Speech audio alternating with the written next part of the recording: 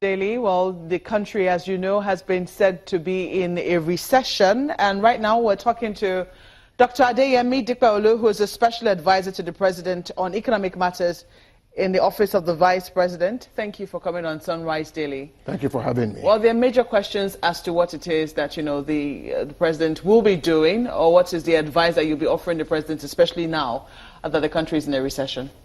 Okay, I think the starting point is to realize that the federal government all along had sort of anticipated a slowdown in economic activities, first arising from the sharp decline in the price of oil. So even as far back as when the budget was being articulated, provision was made to try and ensure that the country did not fall into a deep economic recession, and to try and avoid austerity, which goes with it. So you found that in the budget, provision was made to try and keep spending going by focusing on capital expenditure, by also trying to make sure that rather than retrench, you kept people at work, and also all the various interventions that have been made to try and ensure that states pay salaries. In other words, ab initio, it had been there was a realization that just through the fall of oil prices alone, there would be need to take counter-cyclical action, things to continue spending in order to keep the economy running. That, of course, was compounded by the large falls in production, almost 1 million barrels a day during the course of the year.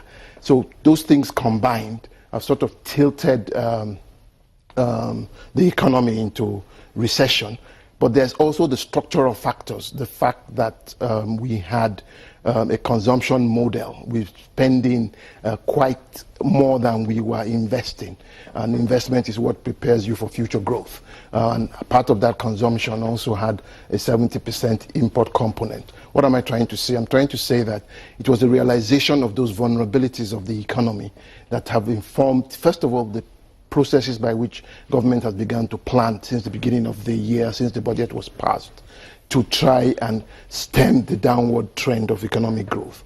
But what you also have is a situation in which you have rising inflation and low growth. So the kind of policy measures that are required now require a fast tracking of what had been thought of before. You know, sort of fast track some of the spending, try and raise revenues without increasing taxes. You do know that there were strong criticisms before the budget was passed, and even after the budget was passed, people were saying, you know, the government wasn't spending. In fact, people said that the economy came to a standstill before that budget was passed. And even after it was passed, there were questions as to what was delaying spending, especially in certain critical areas. Do you think that could have contributed to what it is that we're facing right now? Not at all.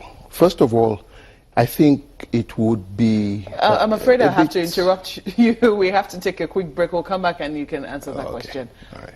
Sunrise Daily will continue in just a moment. To join us again.